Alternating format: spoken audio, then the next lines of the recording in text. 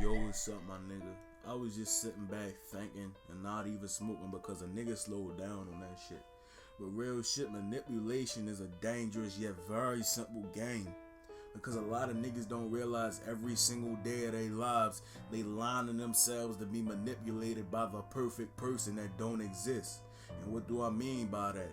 A lot of niggas get around people who make them feel too good. This feeling is false though, because when a person makes you feel too good, they always gonna tell you what you wanna hear at the perfect times. They pet your insecurities instead of helping you minimize them. They make your depression comfortable instead of making you realize that you your biggest problem. These people is deceivers, but at the same time they liars. But at the same time they know what they fucking doing. Because when a nigga feels too goddamn good, they always gonna ignore the negative effects because it's like a drug. The drug is gonna kill a person softly on the inside, but it makes you feel so good that you don't even fucking care. So when a person makes you feel too good, they can always tell because you most likely gonna come back for more. And in some cases, well, most cases I should say, it's done on purpose because a person can always tell what you want to hear, and they try and get something out of you. You know what I'm saying? If it's going that far, and when you feel too good, you'll do anything just to feel that shit again. This leads to acts of desperation and weakness. Almost like a fiend, you'll become that person's bitch. They now free to do whatever they want to you because they know that you probably ain't never gonna leave them alone unless you have a huge rude awakening. You'll basically be lining yourself up for manipulation until further notice.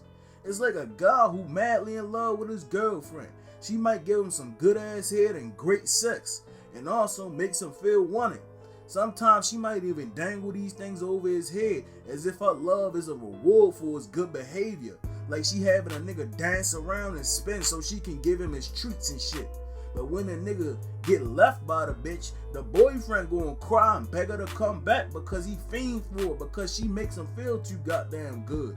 Because a lot of people, when they make themselves feel that goddamn good, they realize that another person can unless it's not natural.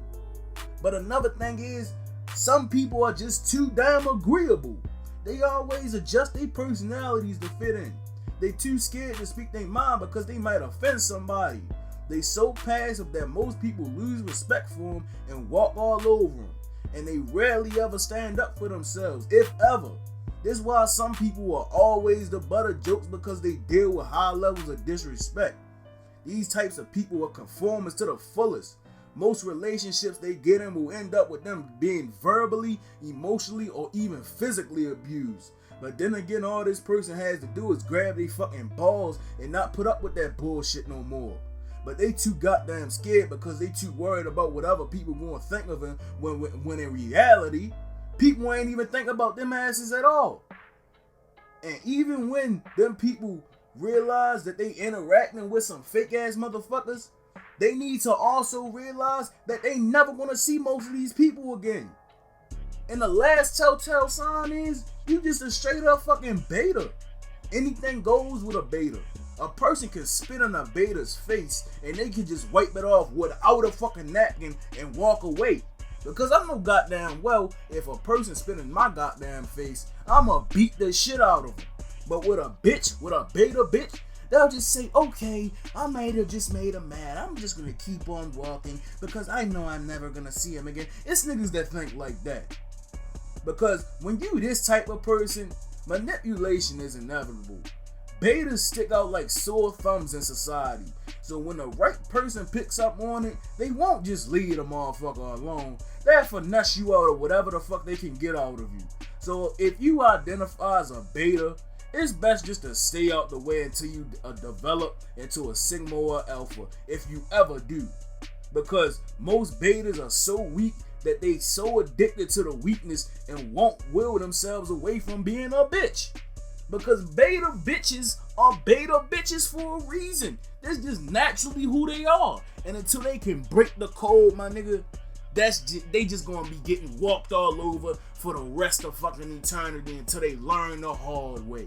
Because a lot of niggas don't realize shit ain't gonna start going your way until you put your foot down and say this shit is mine. But I ain't gonna hold y'all niggas up for too much longer. It's that nigga talking, dog. Make sure y'all niggas like, comment, share, subscribe, and watch the whole video next time. I'm out.